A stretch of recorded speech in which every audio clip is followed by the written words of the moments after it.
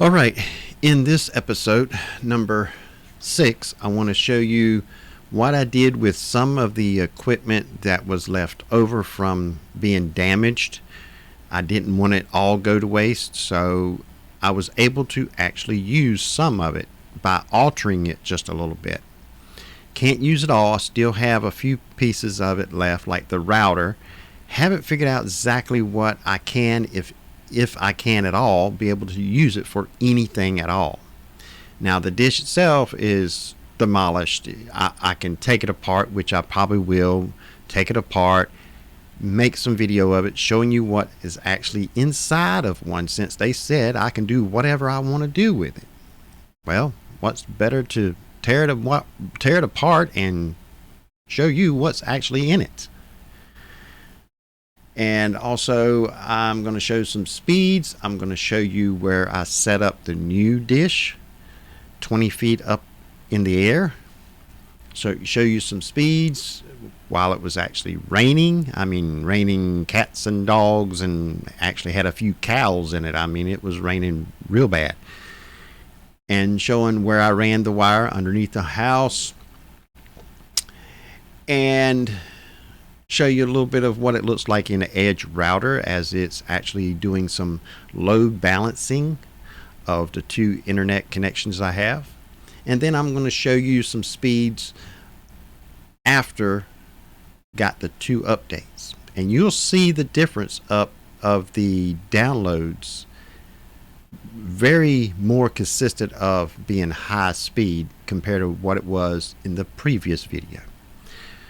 So let's get to this video clip here that I have showing you what I did with this part of the system that was no longer in use because I couldn't use it. And that would be right here. This is the cord that goes from the router to the dish, which is supposed to be 75 feet long. Now I cut the ends off of it, but this is the writing on the cord itself, so you can actually look it up for any reason if you want to see what kind of cord they actually use. And I just put new ends on it. The ends that they have would be useless because I have no device that actually them ends would go in. So I just cut the end off of it, looking to see what kind of wires they have in it. Now, it is stranded wire. It's not solid copper. It's like, if you know electrical wire, it's like THHN, stranded wire, each one. So that was kind of made it a little difficult of getting them individually in each one little spot. But it was successful, and the cord has been working ever since. It's not 75 feet long. It's probably about 74 foot. But let's get to the next one. Let's see what we got here.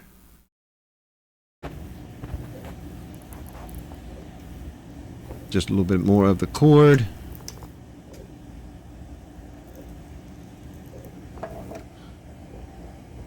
And I did use pull-through connectors.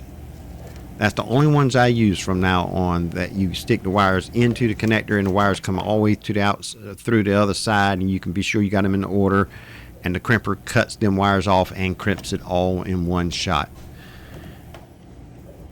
That's a game changer when you use them, because you can get that wire, the coating of the sleeve of it itself, all up in the connector. But that is, let's see here if I can pause that. That is the connector that connects to bottom of the router itself.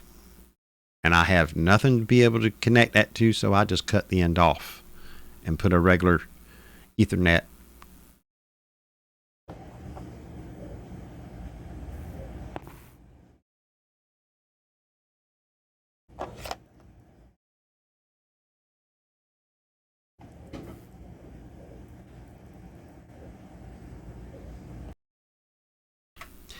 And as you can see here, this is the end of the wire, as I mentioned, where you can pull the wires all the way through. So that means you can get the outside coating of the cable way up in here, where it actually crimps it right here. Because the old connectors, where the wires actually stop inside, you got to get the right length of each one of them wires to get this to be all up in there. But when you got to pull through, you just stick them in there and pull it through and get everything up in there nice and tight and crimp it, and it will cut the wires off, and it will crimp each one of these down, and also crimp this down and hold the outside covering in place. It's a game changer. And this is using the tester I have, the PoE tester, to test the cord after I put the ends on it. This is something I do every time I make a cord out in the field, just a little more in reassurance that I got a good connection on each end. And it's very simple. You just plug the cord into each device, as you can see at the top, and it will check each wire, all 8 wires in there. You can use it to check the Ethernet wire, or you can use it for the telephone jacks, which is a little bit smaller jacks. And it's got 2 different speeds on it. And these 2 components here, this one here and this one here, they do just connect right here. This one here, you take this one and just slide it straight up, and it will come off of this one. So you can have this one inside the building, outside, whatever, or on the other end of the cord, wherever it may be. And it runs on a 9-volt battery.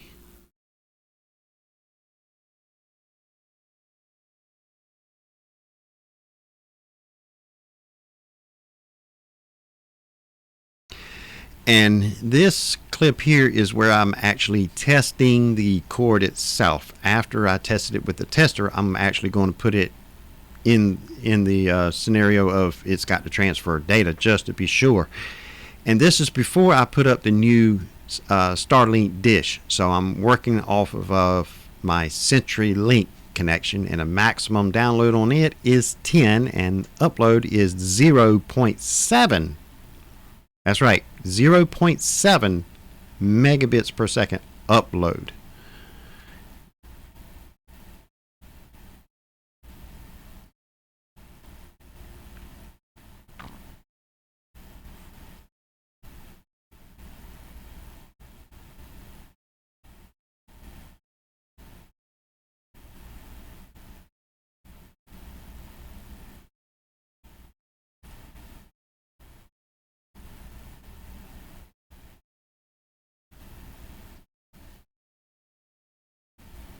The cord you see plugged in number 8 is the one I just made off of Starlink old system, and the cord I'm putting in the back goes to the computer system in the studio.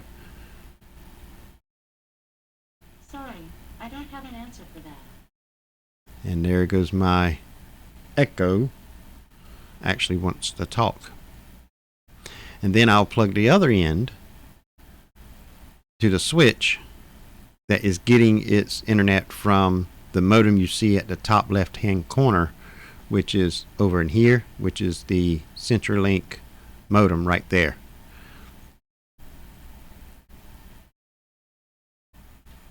And as you can see right here, it's making connection. And now we're going to do the speed. I got quite a few things actually running on the network right now, so I'll be doing good if I get anything. It spiked up a little bit, but it's not going to give me much because I got to see a TV. My son's doing some gaming, so it's not going to give me much. But it transfer data means I got good connections. Here's another test of the cord itself. Let's see what I get now. It's a different time of the day. Not expecting to get much more, but it is pretty much doing the same thing. It spikes up and then it kind of lays out of what it really can give me.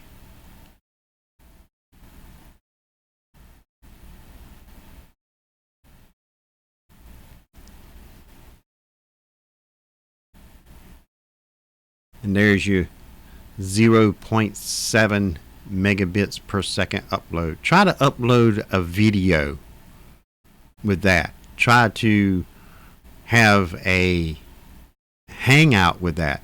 That's the reason why I haven't been doing hangouts, because I've been trying to get all this straightened out to be able to stream live, because 0.7 you're not going to be able to stream live. You're not going to be able to do no hangouts. So I just had to cancel everything until I get all this straightened out, and it's been taking time of getting all the hardware and get it all plugged in and synchronized up and all, and I think I just about got it. Here is the end of my home that I stay in, and this is where the new place of the new Starlink is going to be located, right here on the end of the trailer. It's going to be right dead center of the peak, straight down and stuck in the ground right there. And it's going to be somewhere up in here. It's going to be guide wires tied to the corners here to actually stabilize it. Now here is after it has been installed. This video clip is just a little bit over 6 minutes, but I'm going to play it all the way through because I'm getting ready to turn it on, and I'm going to show you how long it takes sometimes to actually for it to set itself up and get connected to the internet. This is in real time, and I'm not speeding it up. I got my son over there at the door to my left, and I'm going to motion to him to flip the switch, and then we're going to start videoing. I'm actually videoing a few seconds before he actually flips the switch, so you'll see in real time how long it takes and what it does to get connected to the internet. So let's go.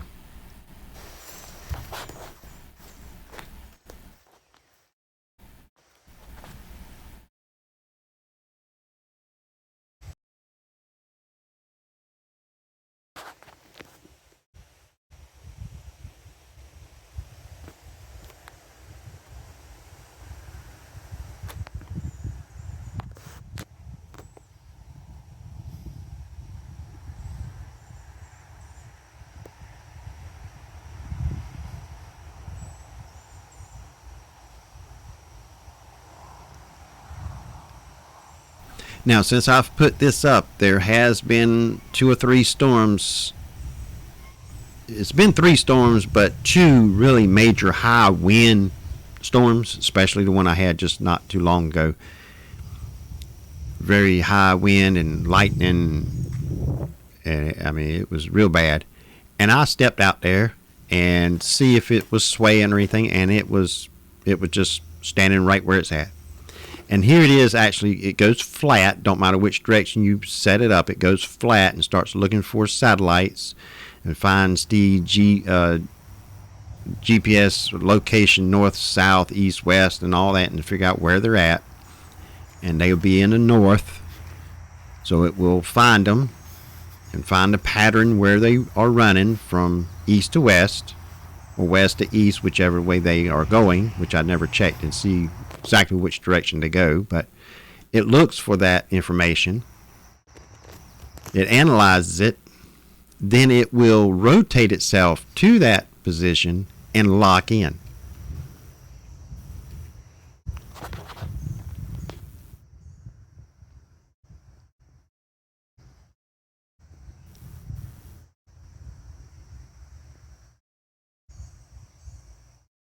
And as you can see, as I mentioned in my previous videos, there's a red dot straight above, and there's nothing there. Now, if it was like birds or something like that, then it wouldn't be there 12 hours later, because every 12 hours it updates.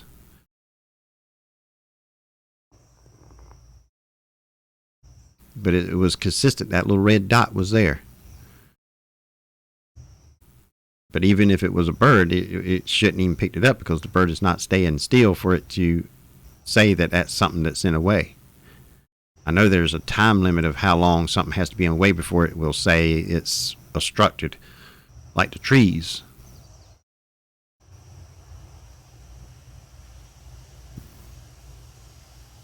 Takes a little while for it to actually analyze and figure out exactly which direction north is and where the satellites are.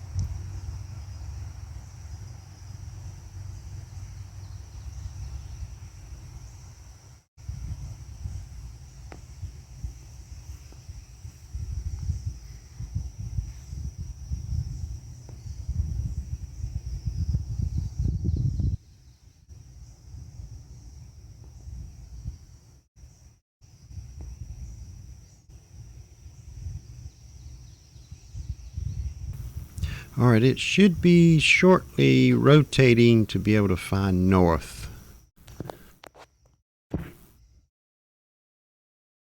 It seems forever when you stand there and watch that thing from start to end. Seems forever. It's almost like, related to heat and air, it's almost like the 5-minute delay in the thermostat waiting for it to let the system come on. It might be only 5 minutes, but it seems forever.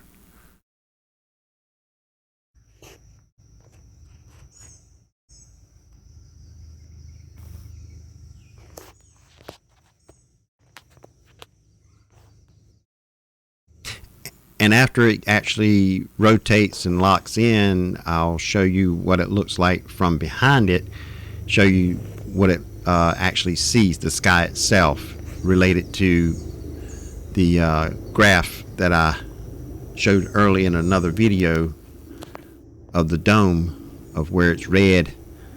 They're saying it's hitting the trees.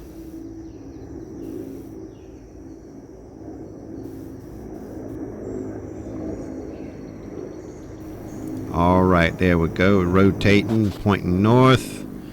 Now it flattens itself out and get that angle. And that's where it sits. And as far as I can tell, it has not moved since it sat in that angle. And this is when I'm walking around and I'll show you what it looks like, what it sees in the sky. And as you can see, it's all wide open. Now if you look over here to your right, over in this area, here's the trees that it's actually showing up in the dome that's turning red, this right here. The only way to get them out is if I have moved this further out close to the road or move it up, and neither one of them is going to happen because I can't go up because the owner don't want me to go up any higher, and they can't go out in the middle of the road is the ideal spot. So it is where it is. But I got my speeds that I'm happy with. And like I said, over time, that one video I saw online where he had trees in a way, they start turning black instead of red, and his speeds were more consistent, and the percentage, not percentage, but how often he should have interruptions started to decline. It started He had it, I think it was like every 1 or 2 minutes it says expect to be interrupted. And after it started blacking out, it started going like every 10 minutes or 15 minutes. And then I do believe at the end he said it just said no instructions at all. It's just wide open, even though it shows all black. So maybe it just, if it stays there long enough, certain period of time, it says that's just going to be there. So we're not even going to monitor that anymore, which is nice to have, especially if you're in a place where you can't get it 100% clear and you got trees in the way or something else in the way. It's going to automatically just work around it by itself over a period of time. That's nice. And in this video clip, this is showing that program where it shows where the satellites most likely are. I don't know how accurate this is, but I've done some testing. When they're lined up, I get better speeds, and when they kind of over to the right, over there where the trees are, my speeds do go down. So it might not be 100%, but it's very close, accurate of location for my satellite that I actually use. But this is the first test that I did after I got it set up and it pointed north.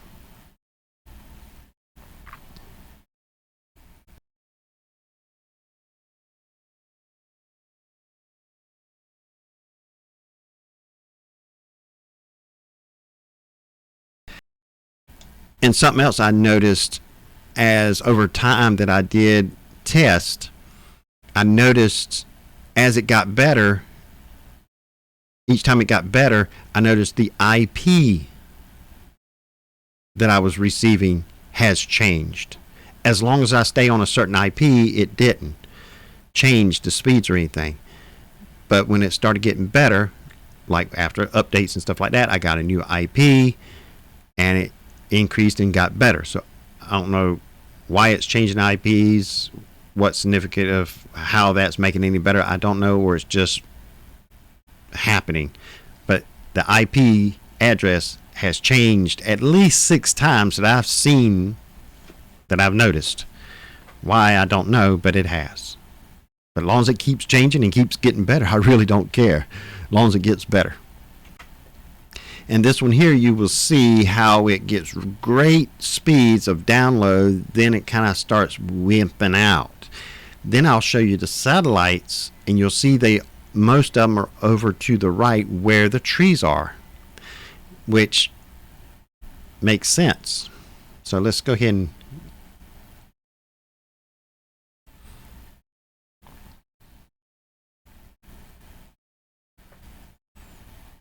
but as you can see, the ping is still 30. Usually it's in the 30s. Every now and then you get a 40 something.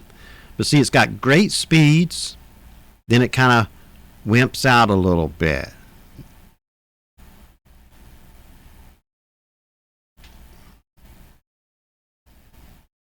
I'll show you the satellite. See, it's all started getting to the right where the trees are, and I only got one that's open. But still, I'm getting over 50 down with the new system set up where it's at. And in this clip, I'll show you the day that it really poured down rain, and the old tower that I got to move the equipment off of to the new one that I've put up with the new Starlink system itself.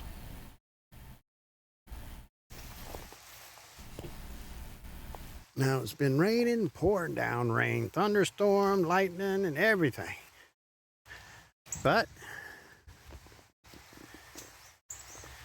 still up and running nicely. We're getting at least 50 megs down when it was pouring down rain.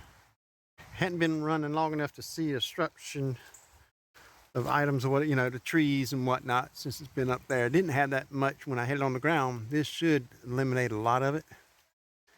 But she's still running. I'm gonna get the flashlight, rechargeable flashlight,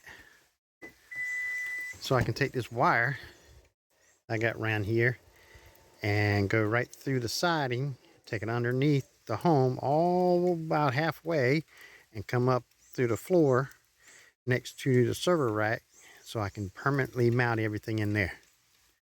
Then probably this week, move everything from one tower to the next. Because I got everything on that one. Got the AP up there, got the TV antenna, and the one that's on the left there, the one on the right is the AP that feeds some homes that way. And the TV antenna is on top, which is black, which is probably not showing up in the camera too well. But then the one on the left is when we had Blazing Hog, which worked off of which tower was that? Well, that was T-Mobile. We no longer have their service, so we're going to have to take that down. So we're going to take the TV antenna and the AP off of that pole and mount everything on this one. That way we can take that pole down. It's like it's RCA 5-foot poles, and I think there's 3 of them, so I can take them and use them on homes for clients and get all that wire that's down there, all that wire that's drooped right there. Take all that, get rid of it, and go underneath. Be only 2, be a coax cable, and all of it would be running underneath and coming out somewhere in this area.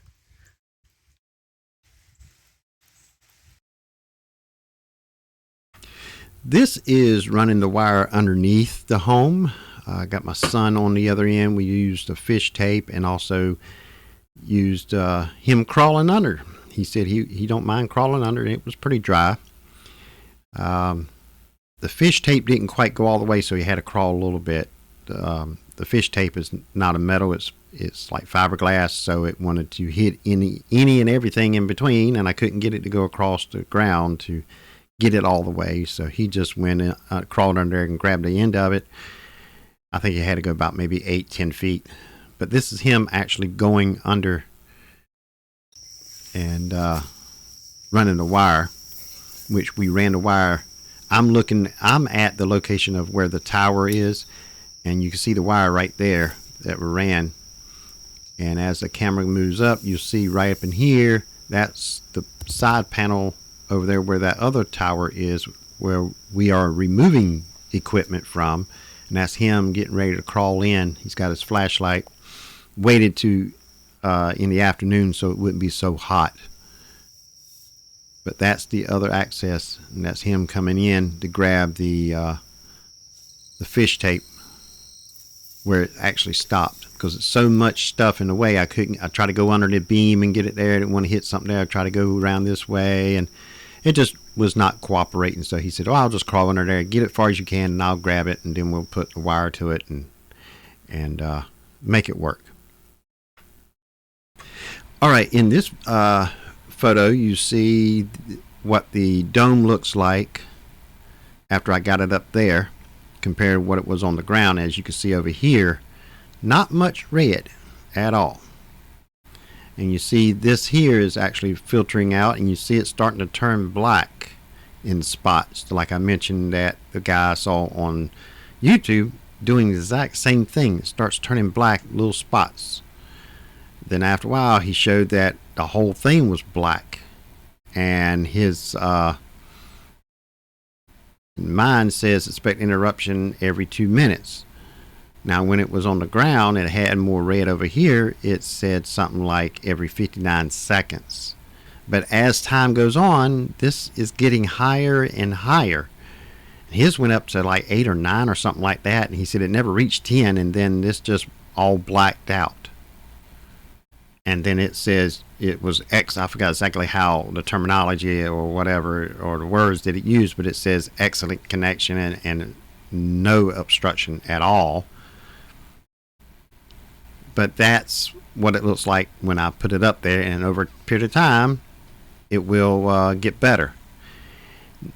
It has to run for like 12 hours for it to update. Now if you lose your power for any reason, or if you unplug it and plug it back in, it starts all over again. So you got to let it at least run 12 hours to get that information.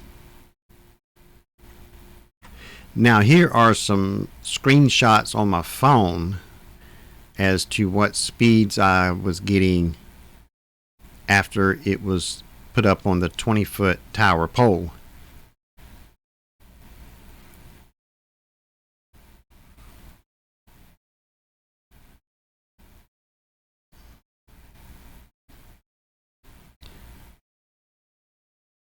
And this is the second update screenshot that I got.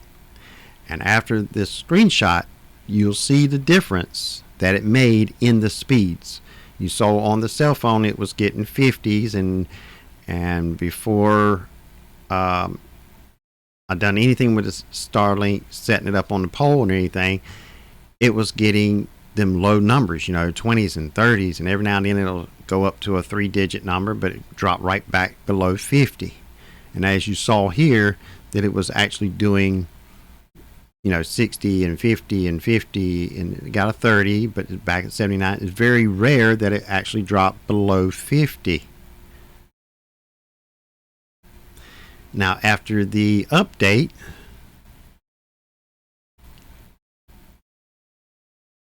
let's play this video here. This is actually the install after it was done from ground up, with the guide wires and everything on it.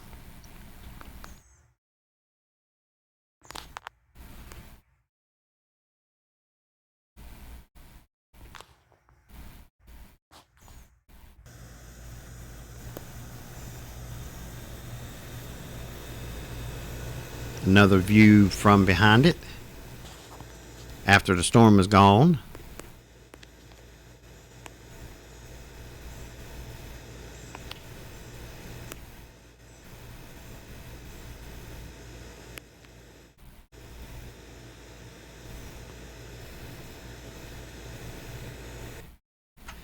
This here is standing down at the bottom of the pole looking straight up, which is 20 feet up, which, since the pole is in the ground and the dish is a little bit higher than what the pole, but it balances out, still the dish should be 20 feet above ground.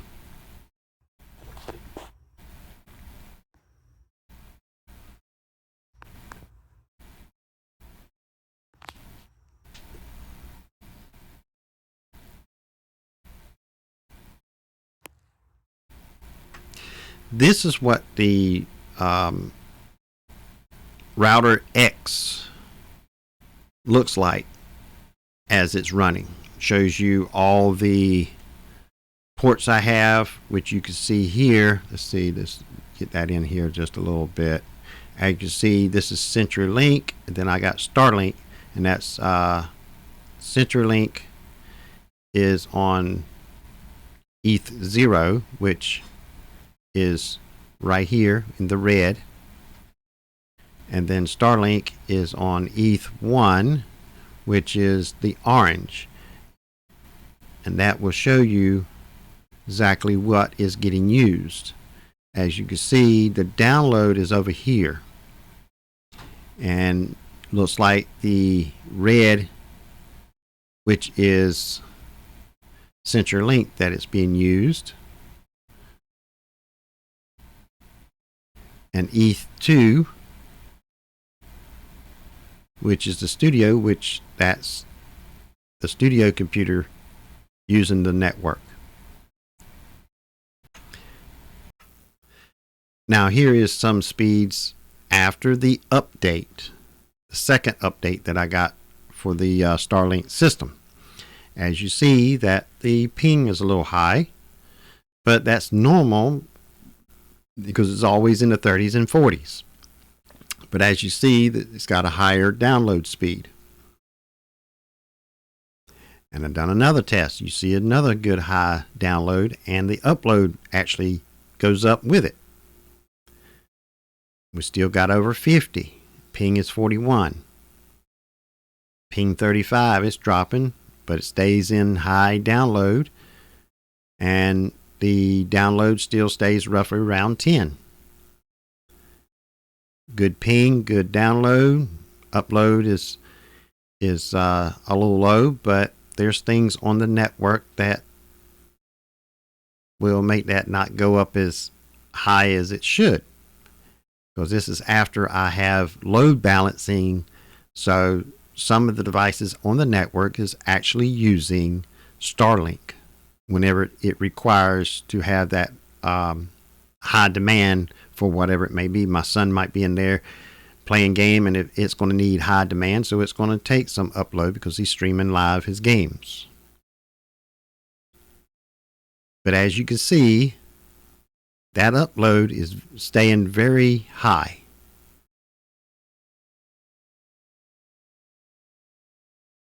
You get a down, that's when it's probably hitting the obstruction of the trees, but then it goes right back up. And the upload, you see it's doing very well, and the ping is coming down. High download, still good upload, and he's probably, if I'm not mistaken, he was still playing game online. Another down, probably the trees. Good upload.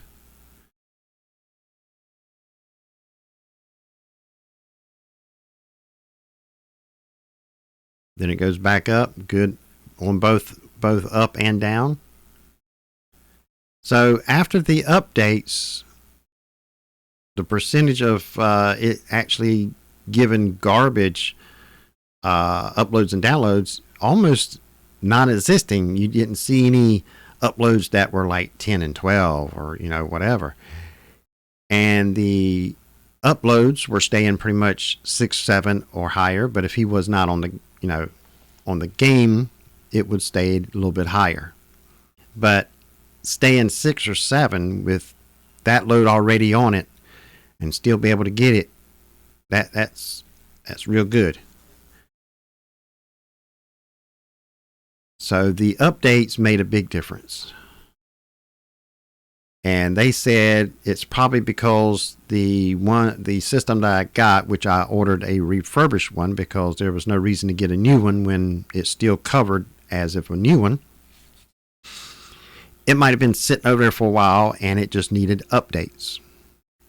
When they tested it, it was okay and they marked it as okay, but it sat there so long, and then by the time it got out in the field here at my house, there was updates that's been sent out and it never got them updates because it was not being used. But after it got them updates, it made a world of difference. And if you look at the IP, you see what it is now at the time I made this video. And you look back at the other videos, you see that it's all different IP addresses that it was giving me.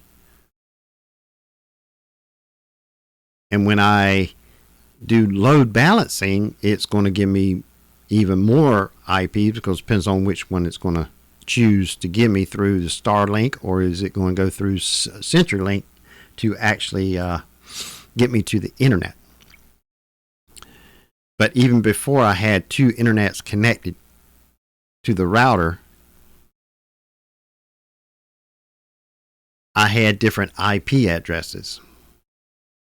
When it's load balancing, when you got 2 or more internet connections to one router that feeds the network you have, it's almost giving that it's going to give you different IPs at different times because it depends on what route it takes to get you to the internet. But with one connection and you get different IPs, that means they're doing something on that end to switch you around to get you on the best connection, or if the updates it if the update makes it go to a certain satellite or whatever, or reroutes it in a certain different direction, I don't know. But as it was changing, and then it got better each time it changed IP. But now, after the updates, it's back to where it was when I had the other system. But now, instead of sitting on the ground, it's actually 20 feet up in the air, which makes it even better because the obstruction that was on the left was just as bad as it was on the right that you saw all the red. It had red on both sides, but since I put it up 20 feet, the one over here kind of diminished and just kind of disappeared. It still got a few dots, but now even after it's been sitting there for a little while, the one on the right is starting to black out, and the time frame it says I should expect interruption is going up. It means I should get a interruption in a longer period of time. Between each interruption is going to be a longer span. Just like what the guy said he had his, it just got further and further and further apart, and all of a sudden there was no interruptions that it said it's going to have. And he was consistent with that 120, 130 download and 12 to 25 upload. Don't matter when he tried to do a speed test, if it was 3 o'clock in the morning, 3 o'clock in the afternoon, noon, night, it don't matter. It was consistent. So I'm just going to have to let it run and see how long it will take for mine to get that way, and hopefully it will. But even if it stays just like it is right now, I'll be happy, because it does uploads, 10 or more megabits per second upload for uploading videos. Because when I upload a video, I actually log into the system and see what the transfer rate is actually doing, and it's always over 10 megabits per second of upload. If I can keep with that, that'll be great. Just like this video right now, it's telling me that it is 41 minutes and 45 seconds long. Matter of minutes, this will be uploaded. I remember when I had nothing but CenturyLink, if I had a video this long, I would try not even make one this long, because I know it would take me, say, upload, and at nighttime, then I said, well, I'll check on it tomorrow night and see how much longer it's going to take to finish it, because it takes sometimes 24 hours just to upload a video that's over 30 minutes long. Because when I have nothing but 0.7 megabits per second upload, and everything's on that network, all the TVs, all the smart lights, and everything else, I don't have that much left over to upload. But now I got the speed I can upload. So I'm going to put up more videos, and as soon as this thing really settles down and be more consistent, I'll be doing some live streaming and really testing it out and see how it will hold up, since I got load balancing. So I got two connections, and see if it will switch between the two as I'm streaming. It should put me on Starlink and leave me on Starlink, because the upload on CenturyLink is still 0.7, and that's garbage, and it's going to say you ain't got a chance to work over here, so we're just going to keep you on Starlink. So we'll see how that load balancing actually holds up, and if it will keep me on Starlink. But until the next video, which will be part number 7, please consider, and don't forget to